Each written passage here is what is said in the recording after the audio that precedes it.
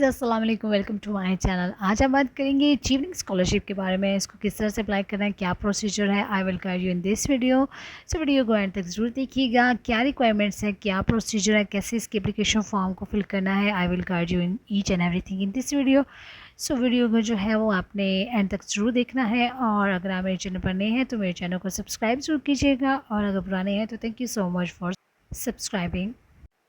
Achieving scholarship जो है वो फुली फंडेड स्कॉलरशिप है जो कि यूके ऑफ़र कर रहा है, और इसके अंदर जो बेनिफिट्स हैं वो आपके एयर टिकट से लेके अलाउंसेस तक इंक्लूड हैं।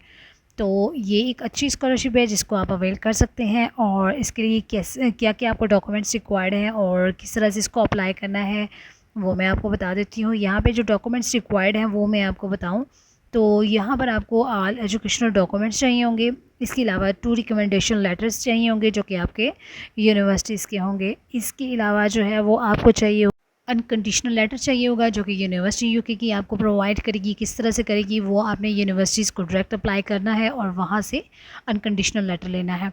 अब ये आपको किस तरह से मिलेगा, आपने वेबसाइट्स पे जाना है और पहले इसकी अचीविंग स्कॉलरशिप्स के अंदर जो इंक्लूड है यूनिवर्सिटी उनको फाइंड करना है, और उसके बाद जो है वो आपने अप्लाई करना है, और उसके लिए आपको जो है वो अनकंडीशनल लेटर जो है प्रोवाइड में हो जाएगा।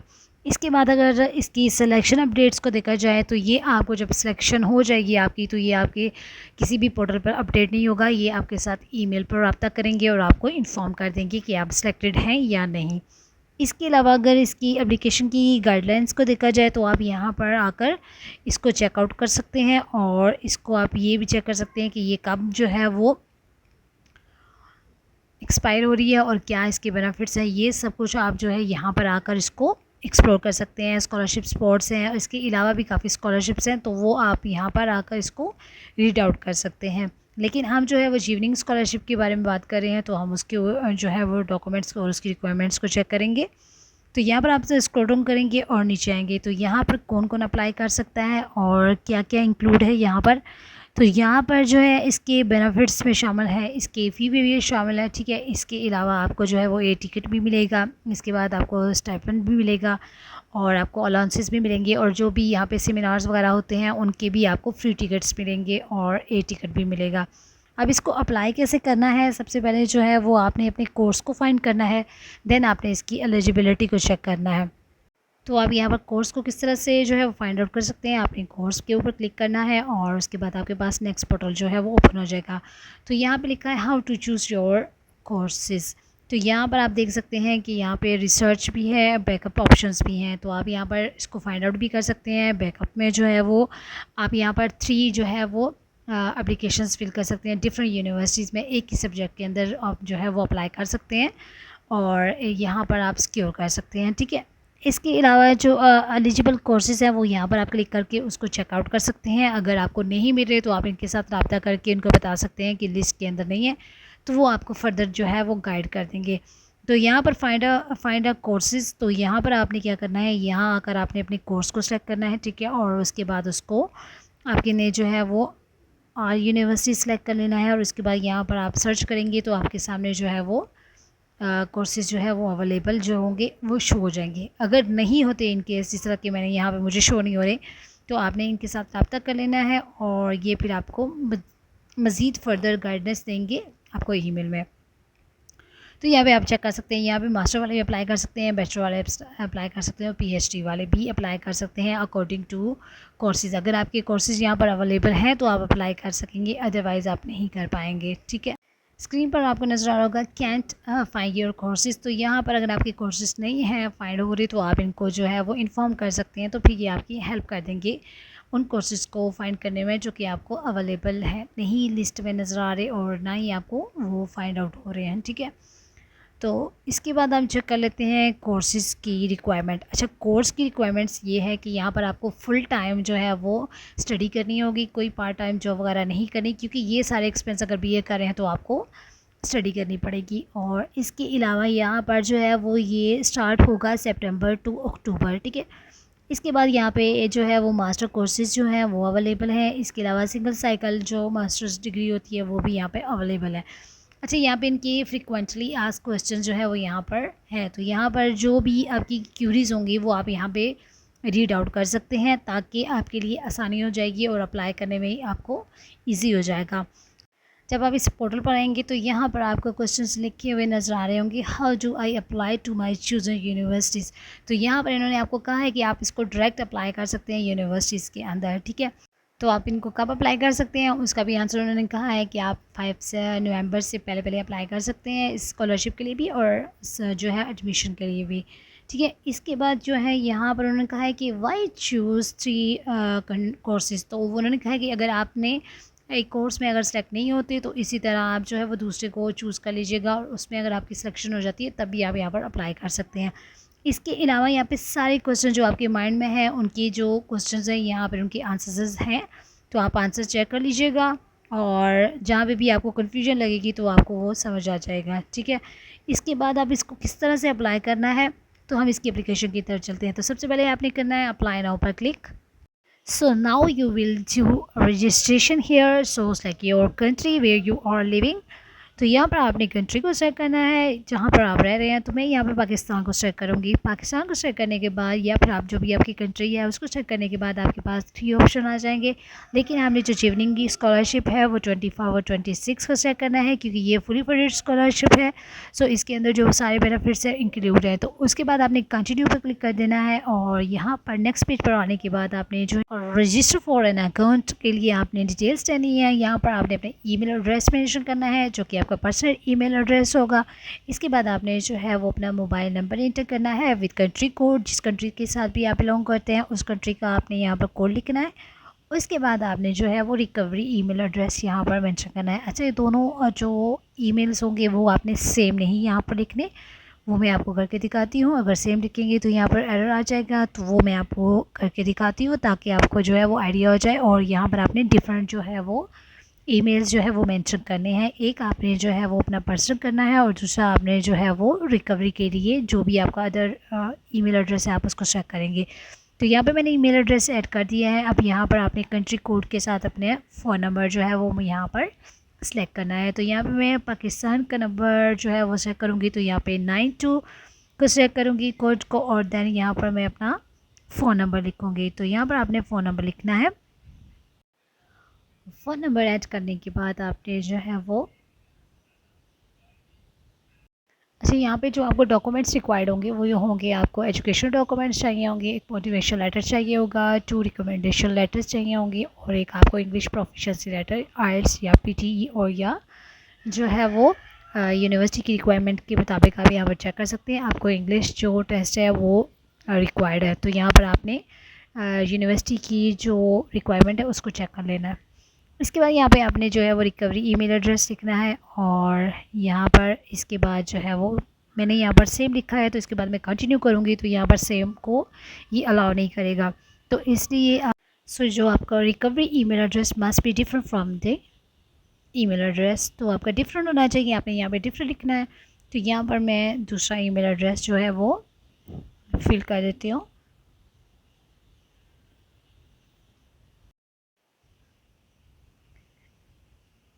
ईमेल फिल करने के बाद आपने जो है वो कंटिन्यू पर क्लिक कर देना है। तो यहाँ पर मैंने जो है वो ईमेल लिख लिया है और उसके बाद मैं कंटिन्यू पर क्लिक करूँगी और कंटिन्यू पर क्लिक करने के बाद आप जो है वो उसका नेक्स्ट स्टेप जो है वो वेरिफिकेशन लिंक है जो कि आपकी ईमेल में इन लोगों ने सेंड कर दिया है। तो वो आपको जो है वो चेक करना है। तो हम चेक करते हैं कि हमारी ईमेल एड्रेस में हमें जो है ये लिंक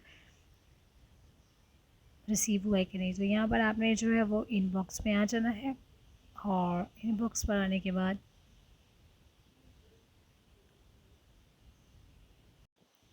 हमें ईमेल को ओपन करते हैं और यहाँ पर हमें जो है वो मेल रिसीव हो चुकी है। तो हम इसको ओपन करेंगे और ओपन करने के बाद इस पर क्लिक करेंगे।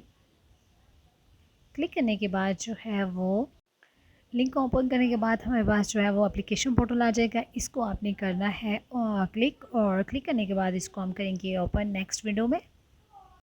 नेक्स्ट विंडो पर आने के बाद आपने एलिजिबिलिटी रिक्वायरमेंट्स को चेक करना है। तो वो आपने इस तरह से फिल करना है जिस तरह से मैं आपको बताऊंगी और उसके बाद हमारी जो रजिस्ट्रेशन है वो कंप्लीट हो जाएगी। तो सबसे पहले आपसे ये पूछा जा रहा है कि are you a citizen of achieving eligible country. तो यस, आप पाकिस्तान जो है वो अचीविंग के लिए एलिजिबल है, तो आप यहाँ पर इसको यस करेंगे। इसके अब नेक्स्ट ऑप्शन को आपने जो है वो यहाँ पर येस करेंगे और देन आपसे आगे अब नेक्स्ट ऑप्शन को भी आपने जो है वो येस करना है और उसके बाद आपने जो है स्क्रॉल डाउन करना है। अच्छा, do you have at least 2 year experience, तो आपने यहाँ पर येस करना है और अगर नहीं है तो नो कीजिएगा। लेकिन आपको अगर सजेशन दूँ तो आपने येस करना है क्योंकि इस स्कॉलरशिप के लिए आपको वर्क एक्सपीरियंस रिक्वायर्ड है। और इसके बाद यहाँ से पूछा जा रहा है are you at least 18 years of age, तो आपने येस करना है। देन आपने जो है वो येस और येस करना है और उसके बाद कंटिन्यू पर क्लिक कर देना है।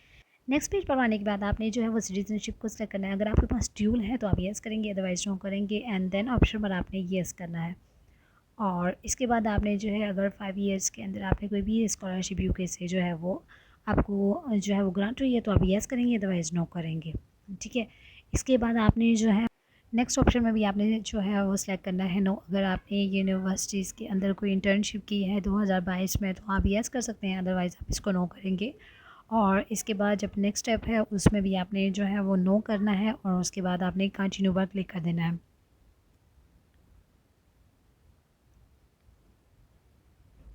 इसके बाद जो है वो आपकी रजिस्ट्रेशन कंप्लीट हो जाएगी और यहाँ पर उन्होंने कहा है जी आप एलिजिबल हैं यहाँ पर अप्लाई करने के लिए। तो अब जो है वो आपने क्या करना है, आपने ईमेल को ओपन करना है और ईमेल के अंदर इन्होंने आपको एक लिंक दिया होगा जो कि हमने उसको ओपन करना है और उसको एक्टिवेट करना है। तो यहाँ पर हमें ईमेल रिसीव हो चुकी है, तो यहाँ पर आपने एप्लीकेशन पोर्टल पर क्लिक करना है और क्लिक करने के बाद हमारे पास नेक्स्ट विंडो ओपन हो जाएगी। और नेक्स्ट विंडो ओपन हो चुकी है, तो यहाँ पर अब आपने क्या करना है, आपको ये कोड नज़र आ रहा होगा, ये कोड 1 टाइम होगा तो आपने इसको कर लेना है कॉपी। एप्लीकेशन को एक्सेस करने के लिए आपको ये कोड हर बार ज़रूरत पड़ेगा तो इसको आपने कर लेना है कॉपी। तो यहाँ से मैं इसको कर लेती हूँ कॉपी कोड को और इसको हम पेस्ट कर लेंगे अपने जो है वो MS वर्ड पर क्लिक कर लेते हैं ताकि वहाँ पे इसको पेस्ट कर सकें और उसके बाद अगर हमें यूज़ करना पड़े तो हम इसको वहाँ से कॉपी कर सकते हैं। तो यहाँ पर आप ये पढ़ सकते हैं कि 1 टाइम जो है वो असेस होगी। अगर अभी ये कोड आपके पास नहीं रहता तो आपको दोबारा से एप्लीकेशन जो है वो फिल करनी होगी। तो यहाँ पे मैंने MS को जो है वो ओपन कर लिया है और यहाँ पर मैं इस कोड को करूँगी कॉपी। कॉपी करने के बाद हम दोबारा से उसी पोर्टल पर जाएंगे और इसके बाद जो है वो यहाँ पर इसको आपने कंटिन्यू पर क्लिक करना है और कॉपी कर लेना है और यहाँ पर आपने इंटर योर एक्सेस कोड यहाँ पर आपने इसको पेस्ट कर देना है और इसके बाद आपने सबमिट कर देना है। सबमिट करने के बाद आपको जो है वो you can now continue with your application, तो आप एप्लीकेशन को अप्लाई कर सकते हैं। तो हमने क्लिक करना है कंटिन्यू एप्लीकेशन पर और क्लिक करने के बाद आपने भी ईमेल में चले जाना है और अपने ईमेल में जो है वो आपको एक्टिवेशन जो है वो लिंक आ चुका होगा। तो हम ईमेल को चेक कर लेते हैं। तो ईमेल में हमारे पास जो है वो एक्टिवेशन कोड आ चुका है, तो आप इसको जो है वो ओपन करेंगे। ओपन करने के बाद आपने एप्लीकेशन पोर्टल पर जो है वो क्लिक करना है। जो आपका कोड होगा वो सक्सेसफुली जो है वो कंफर्म्ड हो चुका है। तो इसके बाद जो है वो आपने जो सेव किया होगा, सेव कोड को आप ओपन करेंगे और यहाँ पे फर्स्ट सेकंड एंड लास्ट पर जो अल्फ़ाबेट्स आएंगे, कैरेक्टर्स आएंगे, वो यहाँ से आपने चेक कर लेने हैं। और यहाँ से मैं जो है वो चेक कर रही हूँ फर्स्ट और सेकंड वर्ड जो आएगा। तो यहाँ पर मेरा सेकंड वर्ड जो है वो टी है, तो मैं यहाँ पे टी को सिलेक्ट करूँगी और इसके बाद मैं एच को यहाँ पर लिख दूँगी और उसके बाद कंटिन्यू एप्लीकेशन करूँगी। कंटिन्यू एप्लीकेशन करने के बाद आपके पास जो एप्लीकेशन है वो ओपन हो चुकी है। इसकी जो डेडलाइन है वो 5 नवंबर है, तो आपने जो है ये एप्लीकेशन 5 नवंबर से पहले सबमिशन इसकी करवा देनी है। और जहाँ पे भी आपको अप्लाई करना होगा आपने यूनिवर्सिटी को फाइंड आउट करके अनकंडीशनल जो आपका लेटर होगा वो आपने रिसीव कर लेना है। तो सबसे पहले आपको पर्सनल डेटा पर क्लिक करना है और पर्सनल डिटेल्स यहाँ पर आपने मेंशन करनी है। आपने यहाँ पे जो है वो फर्स्ट नेम लिखना है, देन आपने लास्ट नेम लिखना है। अगर आपके यहाँ कोई लास्ट नेम नहीं है या मिडिल नेम नहीं है तो आप यहाँ पर क्लिक करेंगे। देन आपने डेट ऑफ बर्थ को यहाँ पर चेक करना है, confirmation of date birth, and then आपने एड्रेस लिखना है, होम एड्रेस जो भी आपका होगा। देन आपने सिटी को सिलेक्ट करना है, ज़िप कोड लिखना है और जिस कंट्री से आप बिलोंग करते हैं उस कंट्री को आप सिलेक्ट करेंगे। तो यहाँ पे मैं पाकिस्तान को सिलेक्ट करूँगी। तो यहाँ पे पाकिस्तान को सिलेक्ट करने के बाद आपने अपनी प्रोविंस या स्टेट या रीजन जो भी होगा आप उसको चूज़ करेंगे। और यहाँ पे आप पंजाब भी कर सकते हैं और सिंध भी कर सकते हैं। अगर आपका ये रीजन नहीं है, जो भी आपका रीजन है आप उसको सिलेक्ट करेंगे। देन अगर आप सिटी स्टेट का अगर यहाँ पर मेंशन नहीं है तो आप क्लिक करेंगे और उसके बाद आपने खुद यहाँ पर नाम जो है वो लिख लेना है। तो यहाँ पर मेरा ऑलरेडी मेंशन है तो मैं इसको सेलेक्ट कर लूँगी और देन आपने जो है यहाँ पर अपनी इंटरव्यू जो है वो आपने यहाँ पर सेलेक्ट कर लेना है। तो आपने पाकिस्तान ऑनलाइन इंटरव्यूज़ को जो है वो सिलेक्ट कर लेना है।